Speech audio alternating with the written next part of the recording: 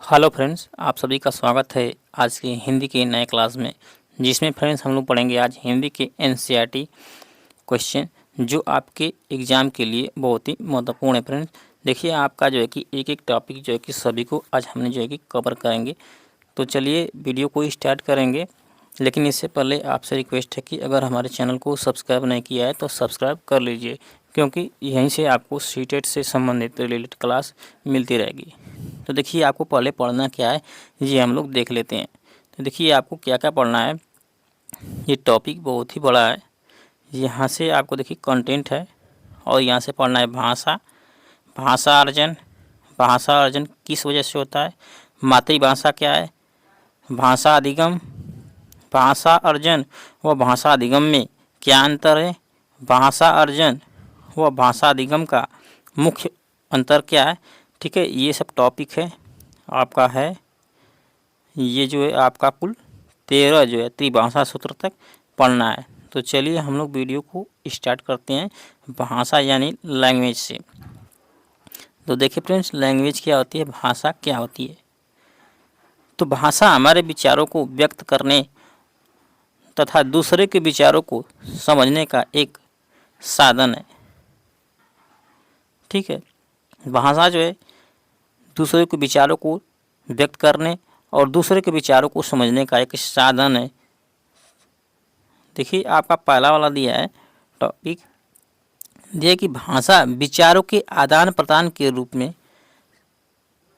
भाषा जो है विचार के आदान प्रदान के साधन के रूप में।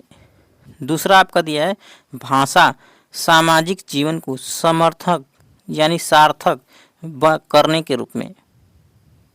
ठीक है, तीसरा जो उसका टॉपिक है भाषा का क्या उद्देश्य है, तो भाषा जो है ज्ञान प्राप्ति के साधन के रूप में।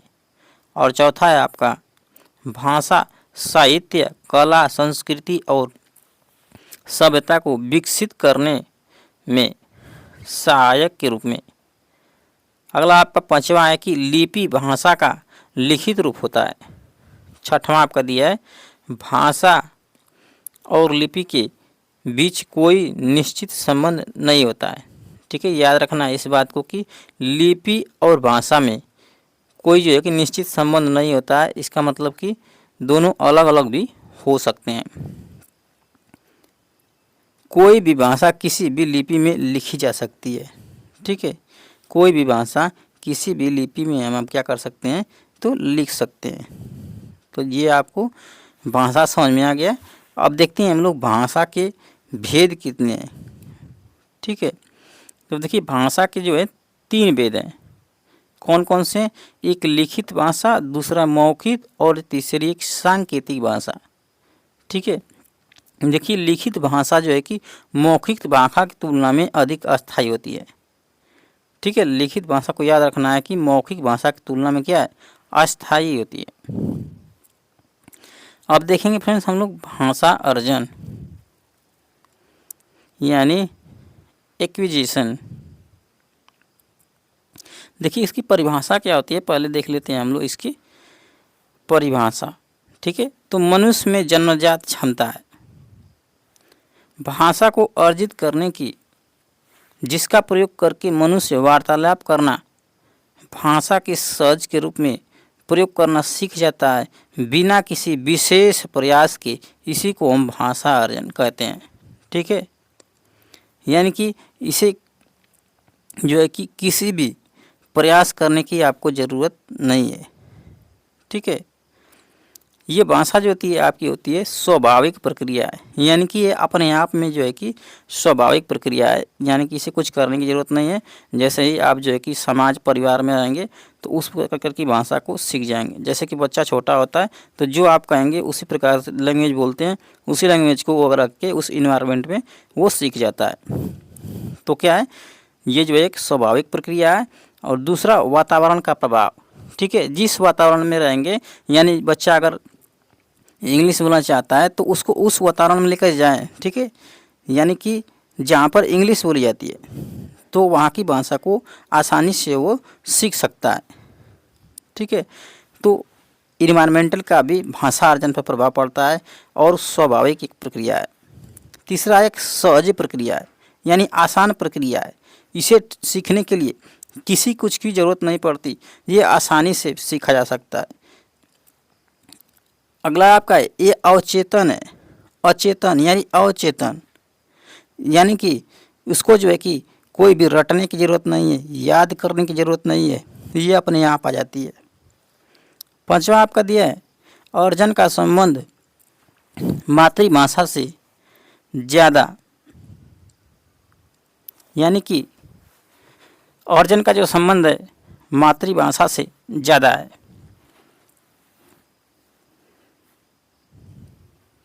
अगला आपका दिया है अनौपचारिक प्रक्रिया है। भाषा अर्जन क्या है? अनौपचारिक प्रक्रिया है, ये भी आपको याद रखना है। तो इसमें 6 टॉपिक हैं। भाषा अर्जन एक स्वाभाविक प्रक्रिया है, उसके वातावरण का प्रभाव पड़ता है, सहज प्रक्रिया है और चेतन है। अर्जन के संबंध में जो है कि आपका मातृभाषा से ज़्यादा है, ठीक है। उसके बाद अनौपचारिक प्रक्रिया भी है। उसके बाद फ्रेंड्स हम लोग देखेंगे आगे कि भाषा अर्जन किस वजह से होता है। भाषा अर्जन जो है किस वजह से होता है, तो हमारे अंदर आंतरिक क्षमता है कि हम भाषा को स्वाभाविक रूप से अर्जित कर लें अपने पर्यावरण से, ठीक है। तो हमारे अंदर जो है कि एक क्षमता है कि हम भाषा को स्वाभाविक रूप से अर्जित कर लें। जैसे कि जब बच्चा पैदा होता है तब से परिवार वाले उनसे बातें करते हैं। जैसे बच्चे को भाषा आ जाती है, किंतु बच्चा ऐसे ही भाषा अर्जित करता है पर्यावरण से सुनकर, देखकर और बोलकर, ठीक है। यानी कि जिस पर्यावरण में बच्चा रहेगा उसी पर्यावरण की भाषा को वो जो है कि अर्जित कर लेगा। अगला आपका फ्रेंड्स जो है मातृभाषा क्या है। तो देखिए आपकी किसी भी व्यक्ति के लिए भाषा का पहला रूप होता है मातृभाषा, ठीक है, क्योंकि वो जहाँ से पला बड़ा होता है वहीं की उसकी मातृभाषा होती है। देखिए आपका जो है कि बच्चे के घर में बोली जाने वाली भाषा जो है क्या है? मातृभाषा है। उसके परिवार में, उसके पास पड़ोस में जो भाषा बोली जाती है उसी भाषा को हम लोग करते हैं मातृभाषा। अगला देखिए आप लोग डेफिनेशन। भाषा अर्जन एक ऐसी प्रक्रिया है जो बिल्कुल स्वाभाविक है, ठीक है। पिछला आपका फर्स्ट टॉपिक में पढ़े थे कि भाषा अर्जन एक प्रक्रिया कैसी है? स्वाभाविक प्रक्रिया है। सामान्यतः बच्चा मातृभाषा का अर्जन परिवार से ही कर लेता है, ठीक है। यानी कि उनका जो है कि अर्जन कहाँ से होता है? तो परिवार से होता है। स्कूल आने से पहले से ही वे मातृभाषा में अपनी बातें कहने व समझने में सक्षम हो जाते हैं, ठीक है। यानी कि इसको ना कोई रटने की ज़रूरत, नहीं पढ़ने की ज़रूरत, ठीक है। वो बस केवल सुनकर ही जो है कि इस भाषा को सीख गया, यानी अपने परिवार से, अपने पास पड़ोस से, ठीक है। तो इस भाषा को कहेंगे भाषा अर्जन। अगला जो है फ्रेंड्स हम लोग का है भाषा, वो भाषा अधिगम है। तो भाषा अधिगम में क्या होता है आगे हम लोग देख रहे हैं। देखिए भाषा अधिगम में जो है कि प्रयास की आवश्यकता पड़ती है। इसमें जो है कि चेतन रूप से सीखी जाती है। इसमें नियम भी सीखते हैं, ठीक है। इसमें क्या है? नियम। जैसे कि आपको किताबें पढ़नी है तो कौशल सीखने होते हैं, शिक्षक की जरूरत पड़ती है। अतः भाषा अधिगम एक क्या है? औपचारिक प्रक्रिया है। कैसी प्रक्रिया है? औपचारिक प्रक्रिया है, ठीक है। इसमें जो है कि स्वयं जो है कि अर्जन नहीं कर सकते, इसको जो है कि पढ़ने की ज़रूरत पड़ेगी, सीखने की ज़रूरत पड़ेगी। यानी आपको किताब की ज़रूरत पड़ेगी, आपको शिक्षा की ज़रूरत पड़ेगी, ठीक है। और उस भाषा अर्जन में किसी की भी ज़रूरत नहीं होती है, मात्र परिवार से जो है कि भाषा को बोल करके बालक सीख जाता है। सुन करके, बोल करके नहीं, सुन करके, ठीक है।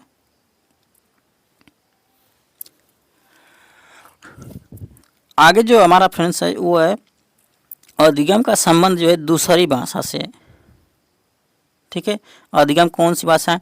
तो हमारी दूसरी भाषा है। पहली जो है भाषा अर्जन पहली है यानी मातृभाषा, और दूसरी हमारी है जो है कि भाषा अधिगम। कैसी प्रक्रिया है? चेतन प्रक्रिया है। इसको जो है कि प्रयास करना पड़ता है यानी प्रयास रहना पड़ता है, तभी आप इससे सीख सकते हैं।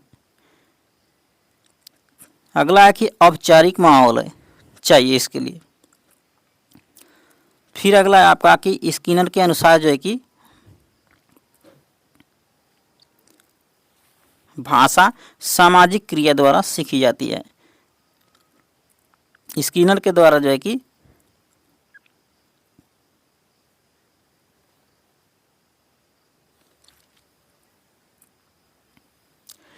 अगला आपका स्किनर से अनुसार भाषा जो है कि अनुकरण प्लस पुनर्बलन से सीखी जाती है। ठीक है, यहाँ से आपका था कि स्किनर जो बताया कि भाषा जो है अनुकरण करके यानी इंटरेक्ट करके और प्लस पुनर्बलन से सीखी जाती है। तो वहीं वाइगोत्स्की कहते हैं कि भाषा जो है कि सामाजिक क्रिया द्वारा सीखी जाती है यानी समाज से क्रिया करके सीखी जाती है। अगला फ्रेंड्स आपका है दिया है कि व्याकरण को संदर्भ में सिखाया जाना चाहिए। फिर उसके बाद आगे आपका है कि भाषा सीखने के लिए प्रिंट समृद्ध वातावरण दिया जाना चाहिए। ये भी आपको याद रखना है, एग्जाम में पूछता है। अगला आपका कि भाषा अर्जन व भाषा अधिगम में अंतर क्या है? तो देखिए आपका भाषा अर्जन और भाषा अंतर में क्या अंतर है? तो भाषा अर्जन जो है कि एक अवचेतन प्रक्रिया है, अनौपचारिक प्रक्रिया है, स्वाभाविक प्रक्रिया है, मातृभाषा है। लेकिन जो आपकी अधिगम है वो है चेतन है, ये नियमबद्ध यानी इसके जो है कि नियम की ज़रूरत पड़ती है, औपचारिक है और आपकी दूसरी भाषा है। ये भी आपको याद रखना है, एग्जाम के लिए महत्वपूर्ण पॉइंट है।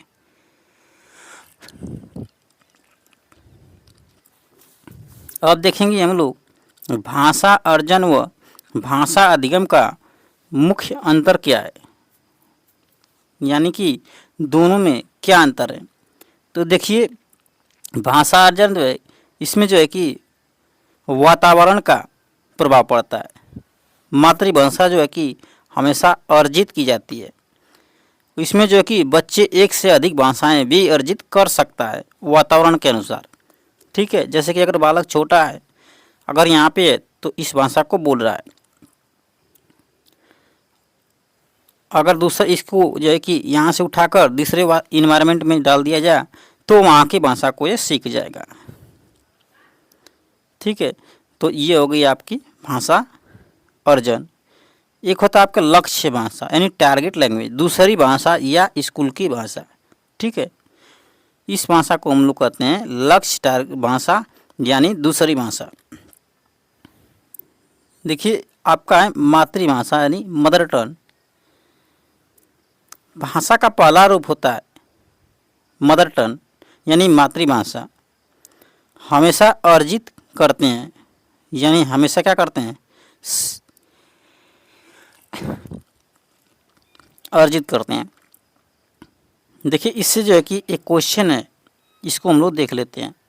देखिए बच्चे अपनी मातृभाषा का प्रयोग करते हुए हिंदी भाषा की कक्षा में अपनी बात करते हैं, बात कहते हैं। यह बात है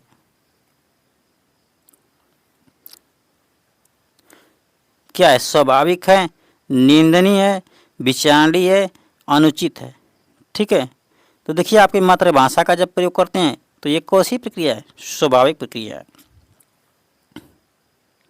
तो इसमें आपका फर्स्ट वाला राइट हो जाएगा। आगे जो फ्रेंड्स आप लोग का दिया है, एनसीएफ भी कहता है कि बच्चे को प्राथमिक स्तर पर बच्चे की मातृभाषा का प्रयोग करने दो ताकि बच्चा स्वाभाविक तथा सरल प्रक्रिया से सीखेगा। ठीक है, यानी एनसीएफ भी यही कहता है कि प्राथमिक स्तर पर बच्चों को मातृभाषा को प्रयोग करने दो ताकि बच्चा जो है स्वाभाविक और सरल प्रक्रिया सीखेगा। अगला जो आपका है कि बच्चों को स्वयं को अभिव्यक्त करने दो अपनी मातृभाषा में। मातृभाषा प्रयोग करने की वजह से बच्चा की भाषा में क्षेत्रीय भाषा का प्रभाव हो सकता है। जैसे सड़क को सड़क बोलना, यह एक क्या है, स्वाभाविक बात है। ठीक है, क्योंकि अपनी मातृभाषा को ही वो बोलेगा ही बोलेगा। अगला आपका है हम मातृभाषा यानी मदर टंग और बहुभाषिकता को स्वीकार करते हैं कक्षा में। ठीक है, क्या करते हैं, तो इसको स्वीकार करते हैं। अगला फ्रेंड्स हम लोग टॉपिक है भाषा के विविध रूप। देखिए आपकी होती है, एक होती है मातृभाषा यानी मदर टंग जो भारत का पहला रूप है। दूसरा है आपका राष्ट्र भाषा नेशनल लैंग्वेज। देखिए कोई भी जो है कि भाषा नहीं है भारत की लैंग्वेज। ठीक है, राजकीय भाषा है, राष्ट्रभाषा नहीं है। देखिए संवैधानिक तौर पर जो है कि हिंदी भारत की राष्ट्रभाषा नहीं है, ये भी आपको याद रखना है। अगला आपका है राज्य भाषा यानी ऑफिशियल लैंग्वेज। तो राज्य भाषा जो है कि हिंदी है।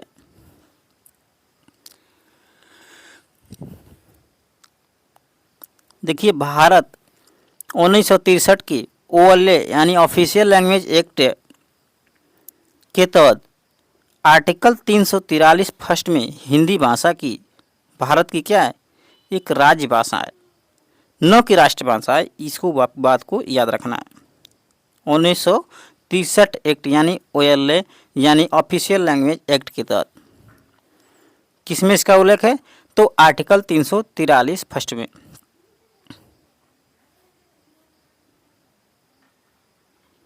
अब देखेंगे फ्रेंड्स हम लोग की भाषा के सीखने के चरण कौन कौन से हैं।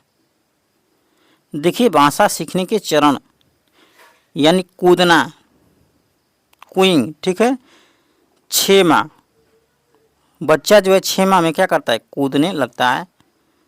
6 सप्ताह 6 सप्ताह है। ठीक है, दूसरा आपका है बबलाना। उसके बाद जो है कि 6 महीना में बबलाना भी लगता है। एक शब्द चरण यानी कि एक शब्द कब बोलता है, तो एक शब्द वो 1 साल में बोलता है। ठीक है, तो यहाँ पे फर्स्ट वाला हम बोलते हैं कुकरा यानी कुकिंग 6 सप्ताह में, बबलाना 6 सप्ताह में, एक शब्द बोलता है 1 साल में यानी 1 वर्ड स्टेज। चौथा जो आपका है टेलीग्राफिक व 2 शब्द चरण। टेलीग्राफिक व 2 शब्द चरण जो है कि 18 मार्च से 24 माह के बीच में यानी 1.5 से 2 वर्ष के बीच में बोलता है, 2 शब्द बोलता है। फिर उसके बाद जो है कि आपका अगला है कि लंबे उच्चारण जब बोलता है तो 2 से 4 साल में लंबे उच्चारण करेगा। 2 से 4 साल का जब होगा तो लंबे उच्चारण करेगा। देखिए प्रोफेसर विस्मित क्या कहते हैं, तो प्रोफेसर विस्मित कहते हैं कि 1 साल में 3 शब्द बोलता है, 2 साल में 272 शब्द बोलता है और 5 साल में 2072 शब्द बोलता है। ये है प्रोफेसर स्मिथ के अनुसार।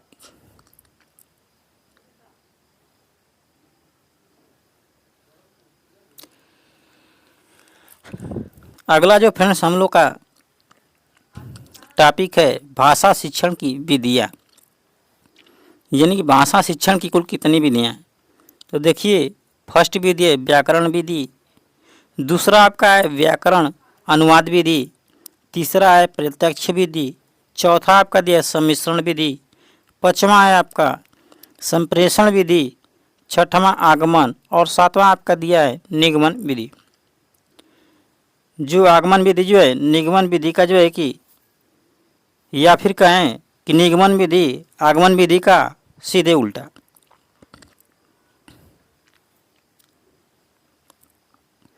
देखिए व्याकरण विधि होती क्या है, तो इस विधि के अंतर्गत अन्य भाषा के नियमों को कुछ शब्दों के साथ सिखाया या याद करवाया जाता है। इसके बाद शब्द संयोजन और व्याकरण नियमों के आधार पर अभ्यास कराए जाते हैं। ठीक है, तो देखिए इस भाषा जो है व्याकरण विधि क्या होती है। तो यहाँ पर जो है कि कुछ शब्दों को यहाँ पर क्या किया जाता है, सिखाया जाता है और याद करवाया जाता है यानी रटवाया जाता है। इसके बाद शब्द संयोजन व्याकरण नियमों के आधार पर अभ्यास कराए जाते हैं यानी प्रयास करवाए जाते हैं। तो ये हो गया आपकी व्याकरण विधि।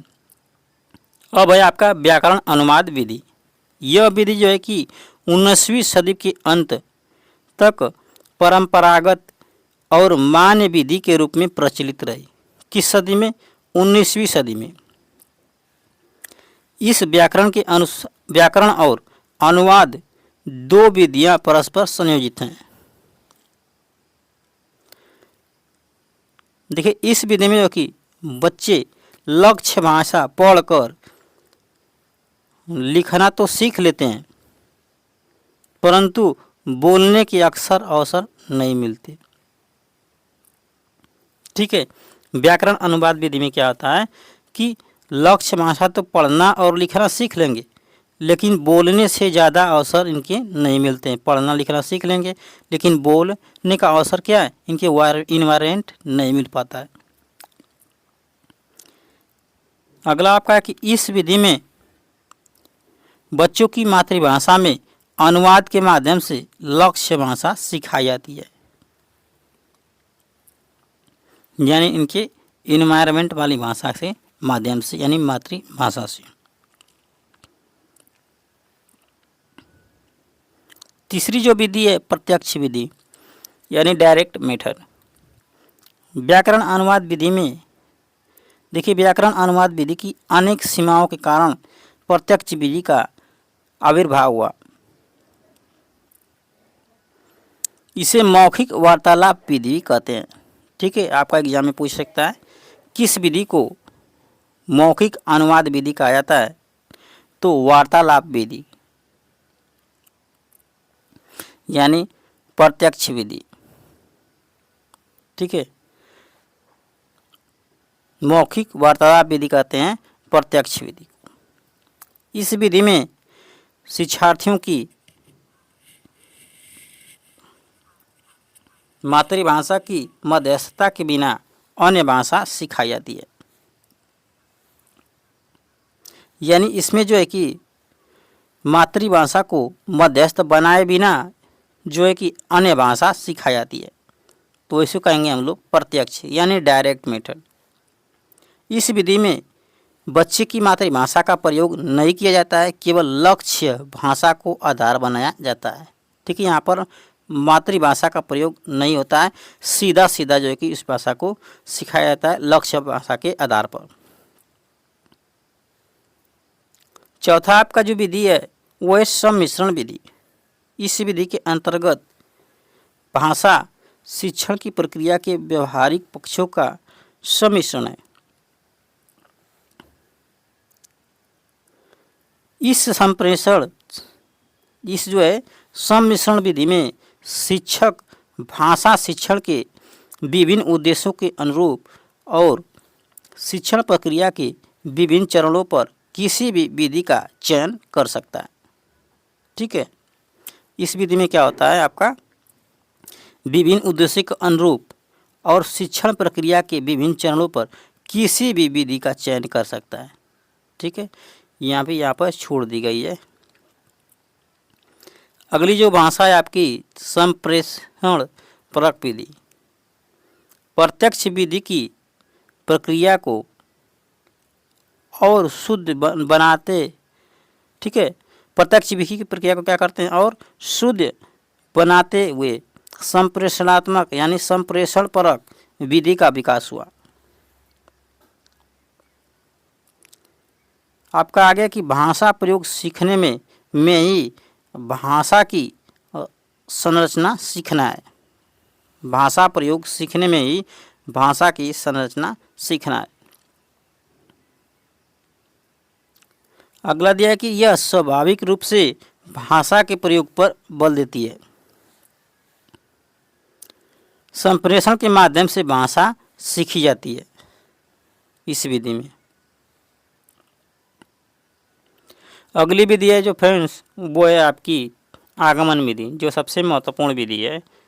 दो विधियां, आगमन और आपका निगमन, और एक व्याख्या और प्रत्यक्ष विधि। ये जो है बहुत ही महत्वपूर्ण है, आपके एग्जाम में पूछता है इस विधि को। ठीक है, तो आपको इसको याद कर लेना है। देखिए आपका उदाहरण से नियम की ओर, इस मेथड में जो है पहले बच्चे को उदाहरण सिखाया जाता है और फिर बाद में नियम बताए जाते हैं।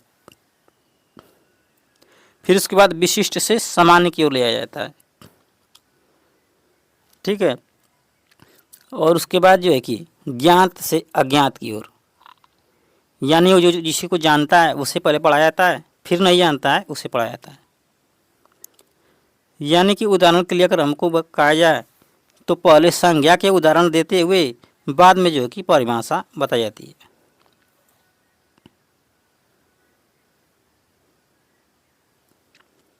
अगली जो विधि है निगमन विधि, डायरेक्ट डिडक्शन मेथड, जो सीधे आगमन विधि की उल्टी है।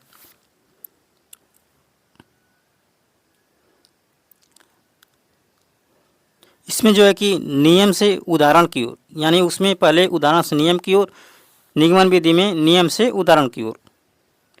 ये जो है कि सामान्य से विशिष्ट की ओर। जो आगमन विधि में था वो था विशिष्ट से समान की ओर, लेकिन निगमन में सामान्य से विशिष्ट की ओर। उदाहरण के लिए अगर कहा जाए तो पहले परिभाषा सिखाई जाती है, फिर बाद में बच्चे को उदाहरण बताया जाता है। अब देखेंगे हम लोग जीन पियाजे का अहम केंद्रित वाक। जीन पियाजे का क्या? अहम केंद्रित वाक। जीन पियाजे ने भाषा को संज्ञानात्मक विकास के लिए बहुत महत्वपूर्ण नहीं माना है। ठीक है, यानी जीन पियाजे कहते हैं कि भाषा जो है कि संज्ञानात्मक विकास के लिए महत्वपूर्ण नहीं है। अगला जो है कि आपका अहम केंद्रित वाक होता क्या है? देखिए, अहम केंद्रित वाक का मतलब होता है कि बच्चा खुद से ही बोल बोल कर बात करता है। ऐसी जो प्रक्रिया होती है वो जो है कि 2 से 6 वर्ष की उम्र में होती है। इसी को कहते हैं हम लोग अहम केंद्रित वाक। यानी कि बच्चा किसी से नहीं बोलता बल्कि खुद से बोल करके वो जो है कि 2 से 6 वर्ष की आयु में जो है कि वो अपने स्वयं से बोल करके बात करता है। इसी कहते हैं हम लोग अहम केंद्रित वाक।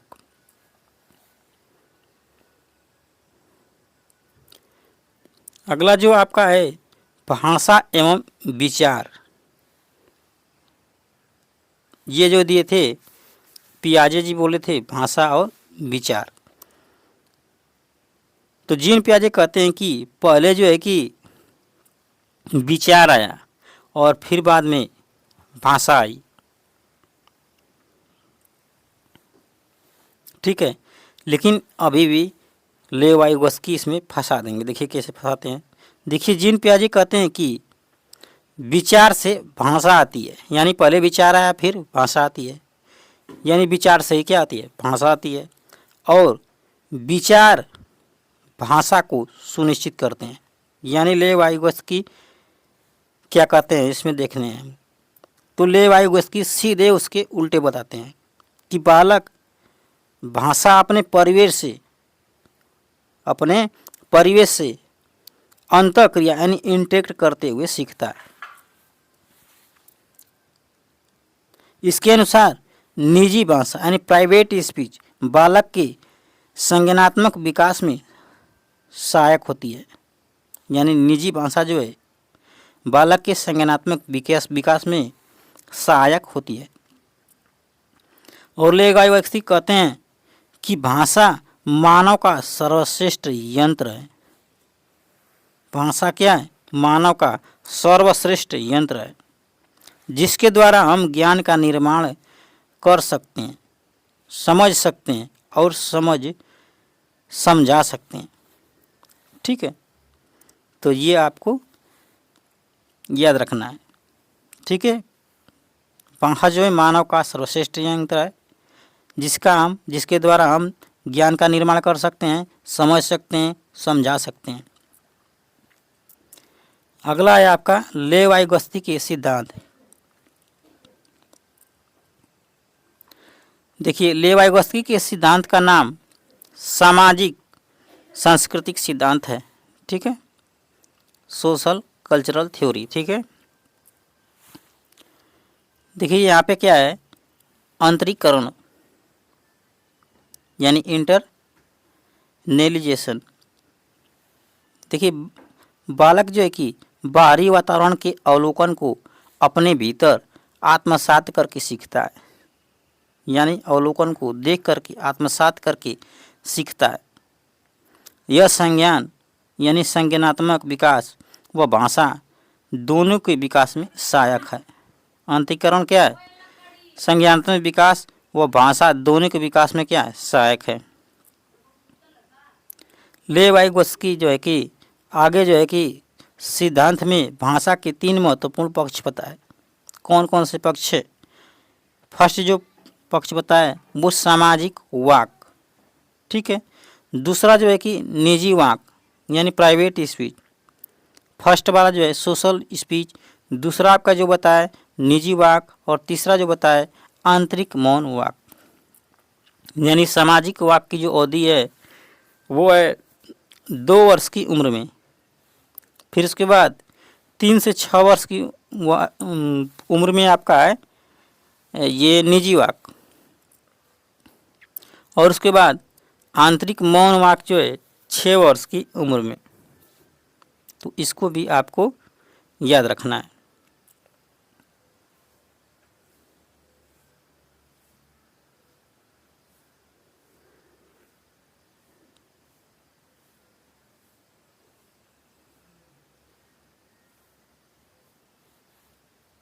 छः वर्ष के बाद है, ठीक है। आंतरिक मौन वाक क्या है, 6 वर्ष के बाद है।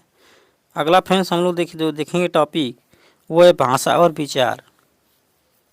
देखिए, वाइगोत्स्की के अनुसार शुरुआती सालों में भाषा और विचार तो एक दूसरे से स्वतंत्र होते हैं, लेकिन एक समय के बाद जो है कि मिल जाते हैं। वाइगोत्स्की कहते हैं कि भाषा और विचार जो है कि शुरू में तो अलग अलग होते हैं, यानी कि दोनों स्वतंत्र होते हैं एक दूसरे से, लेकिन बाद में जो है कि जाकर के दोनों एक समय पर एक निश्चित अवधि पर मिल जाते हैं।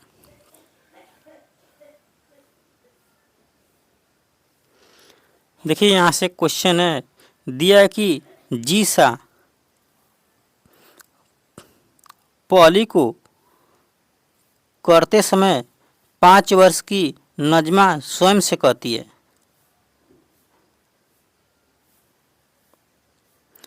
नीला टुकड़ा कहाँ है? नहीं, यह वाला नहीं, गाढ़े रंग वाला, जिससे यह जूता पूरा बन जाएगा, ठीक है। यानी कि क्या कर रही है, वो स्वयं से बात कर रही है, व्यक्तिगत वार्ता।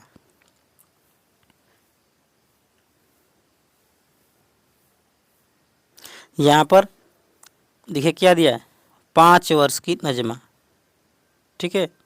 5 वर्ष की है तो इसमें क्या हो जाएगा, देख लीजिए यहाँ पे क्या, प्राइवेट स्पीच, ठीक है। 3 से 6 वर्ष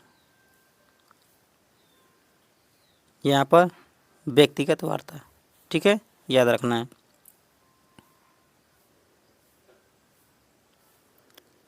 अगला जो आपका है देखिए, नोम चॉम्स्की, ये भी एक वैज्ञानिक हैं जो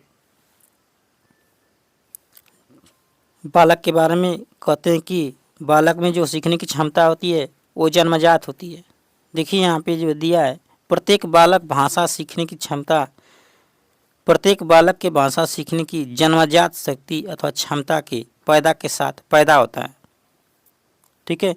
यानी कि कहते हैं कि बालक जो है कि भाषा सीखने की जन्मजात क्षमता या के साथ ही क्या होता है, पैदा होता है, यानी innate ability to acquire language, यानी कि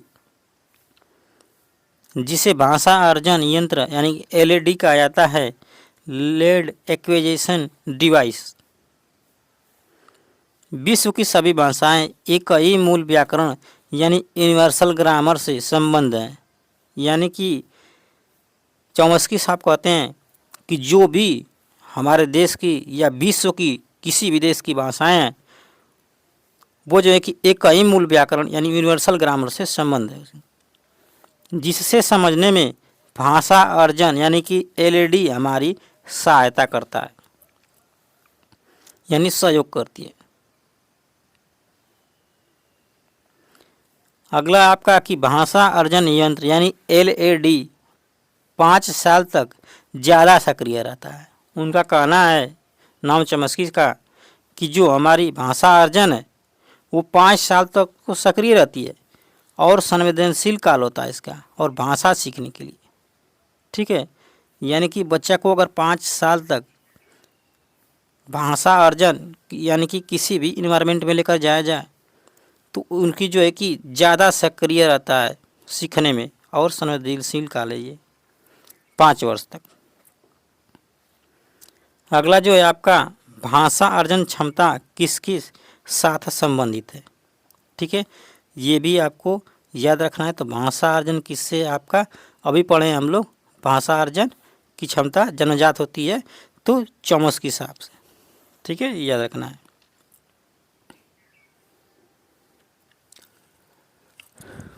अगला जो आपका है भाषा कौशल।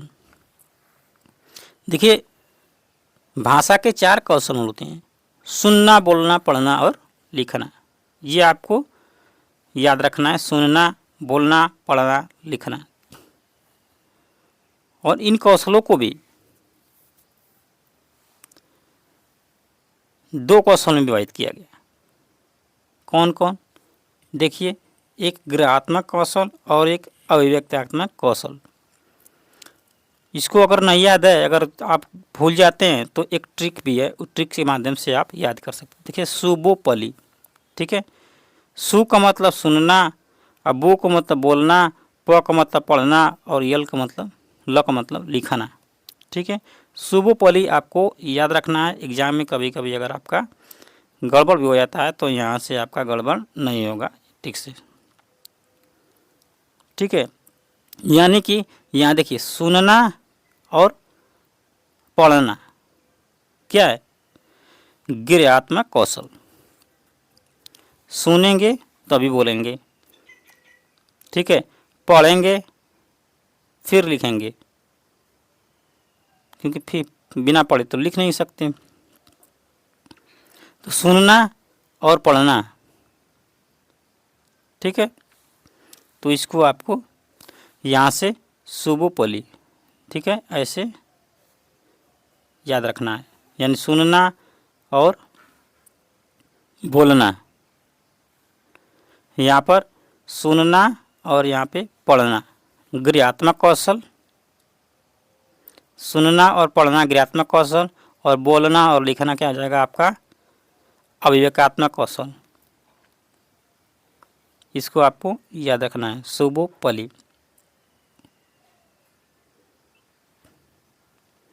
देखिए भाषा कौशल का मनोवैज्ञानिक क्रम क्या होता है, तो सुनना, बोलना, पढ़ना और लिखना। इसको आपको याद रखना है, सजाने के लिए कभी एग्जाम में दे देता है। तो कि भाषा का मनोवैज्ञानिक क्रम क्या है, तो पहले सुनेंगे, फिर बोलेंगे, फिर उसके बाद पढ़ेंगे, फिर लिखेंगे।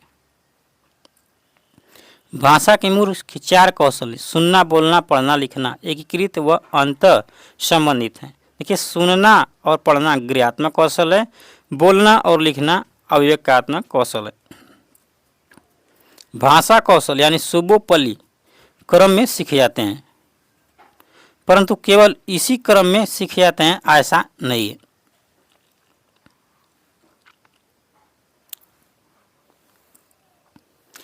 इसको आपको याद रखना है, बहुत ही एग्जाम में जो कि फंसा देता है प्रश्न। ठीक है, तो देखिए आपको याद रखना है, भाषा कौशल जो है कि क्रम में सीखे जाते हैं, परंतु यह इसी क्रम में सीखे जाते हैं ऐसा नहीं है।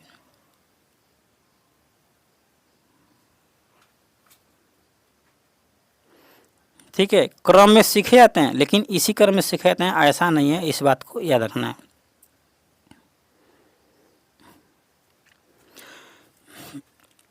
आगे देखिए हमारा जो है सुनना, यानी बच्चों को सुनने का मौका देना। ठीक है, उसके बाद बच्चों से शब्दों का उच्चारण करवाना, कहानी व कविता सुनना। ये क्या है? सुनना। देखिए बोलना, कविता का पठन यानी पढ़ेंगे तो बोलेंगे, संवाद करेंगे बोलेंगे, मौखिक प्रश्न पूछेंगे उसमें बोलेंगे, बच्चों से किसी भी विषय पर टिप्पणी करने के लिए कहेंगे उसमें भी बोलेंगे। यानी क्या हो गया? बोलना।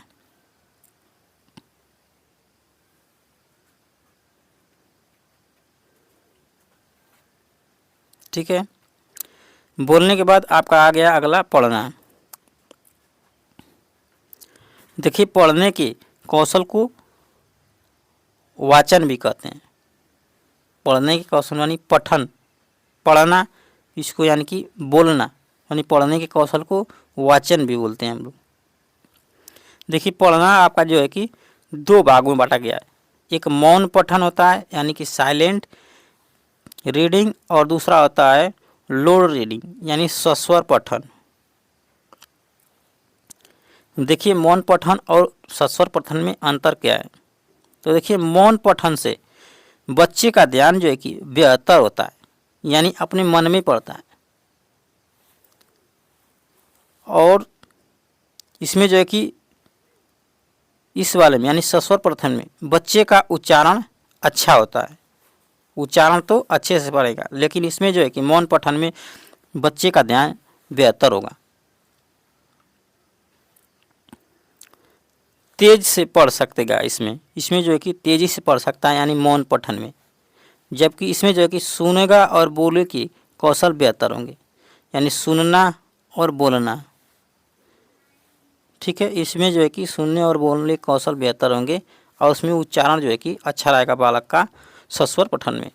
जबकि आपका जो है कि मौन पठन में जो है कि बच्चे का ध्यान बेहतर होगा और तेज़ी से पढ़ सकेगा, ज़्यादा विषय पढ़ सकेगा इसमें, और सस्वर पठन से जो है कि रस भी आता है। सस्वर पठन से रस भी आता है।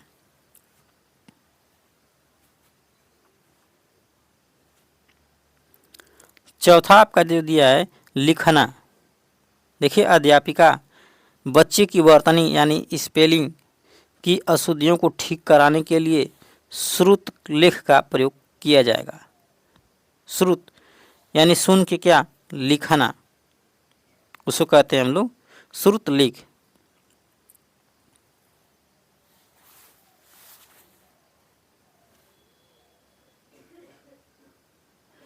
अब देखेंगे हम लोग लेखन के प्रकार, यानी हम कितने प्रकार से लिख सकते हैं। एक होता है सुलेख यानी सुंदर लेख, एक होता है श्रुत लेख यानी वर्तनी की अशुद्धियों को दूर करना, यानी कि उसमें जो भी गलतियां पाई हैं उन गलतियों को दूर करना कहते हैं हम लोग श्रुत लेख। एक है आपका अनुलेख यानी अक्षरों का अनुलेखन यानी ट्रेस करना। देखिए यहाँ पर जो सुलेख, श्रुत लेख और अनुलेख, ये है इनका डायग्राम। अब देखेंगे हम लोग थोड़ा सा भाषाई विकार। देखिए यहाँ पर भाषाई विकार में देखेंगे अफेजिया। तो अफेजिया के कारण सुनने, समझने और बात करते समय भाषा के उपयोग में समस्या आती है। ठीक है, यानी कि भाषा प्रयोग आसानी से नहीं हो पाता है, इसमें कठिनाई हो जाती है इस भाषा को समझने में। ठीक है, सुनने, समझने और बात करते समय जो है कि भाषा उपयोग में समस्या आती है, अफेजिया में, याद रखना है। एक है डिसलेक्सिया, इसमें जो है कि पढ़ने में ही समस्या आती है, यानी पढ़ने व लिखने में समस्या। ठीक है, देखिए आपका एग्जाम में क्वेश्चन कैसे बनाएगा। देखिए पठन वैकल्य यानी बच्चों के प्राथमिक लक्षण क्या है। पठन वैकल्य बच्चों के प्राथमिक लक्षण क्या है? तो न्यून अवधान विकार, अपसारी चिंतन, पढ़ने में धारा प्रवाह पढ़ने की अक्षमता एक ही गतिविधि कार्य को बार बार दोहराना।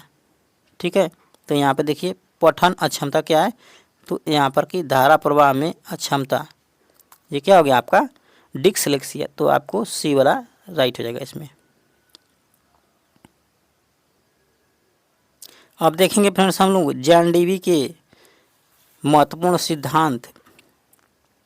तो जॉन डीवी जो बोले थे फ्रेंड्स, वो कहे थे कि सबसे जो है कि पहले जो है कि अध्यापक होता है और उसके बाद छात्र बीच में होता है और लास्ट वाला विषय वस्तु होती है। ठीक है, शिक्षण सूत्र आप टीचिंग मैक्सिंग।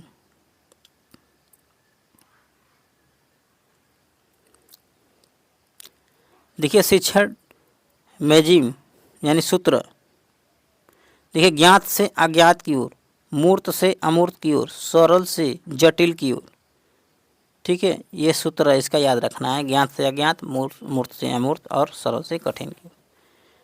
शिक्षण सहायक सामग्री यानी टीचिंग लर्निंग मटेरियल क्या है, दृश्य सामग्री यानी चार्ट जिसे हम देख सकें, श्रव्य सामग्री यानी जिसे हम सुन सकें यानी जैसे कि रेडियो, दृश्य शब्द यानी दोनों सामग्री हो, सुन भी सकें और देख भी सकें, जैसे टीवी हो गया आपका।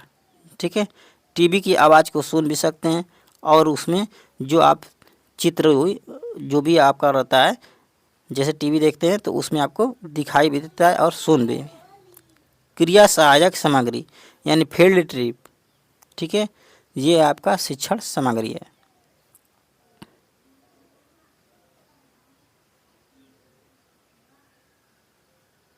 ठीक है अपने, तो देखिए यहाँ तक जो है कि हमने जो है कि आपके सभी जो है कि हिंदी के टॉपिक को कंप्लीट करा दिया है। ठीक है, अब जो हम लोग क्वेश्चन पढ़ेंगे फ्रेंड, यहाँ से प्रीवियस ईयर जो क्वेश्चन आया था उससे संबंधित जो हमने जो है कि यहाँ पे कलेक्ट किया है और इसको जो है कि हम लोग हल करेंगे और उसको हल करेंगे हम लोग अगले टॉपिक में। ठीक है, तो आज के क्लास को यहीं तक समाप्त करते हैं, फिर तब तक के लिए धन्यवाद।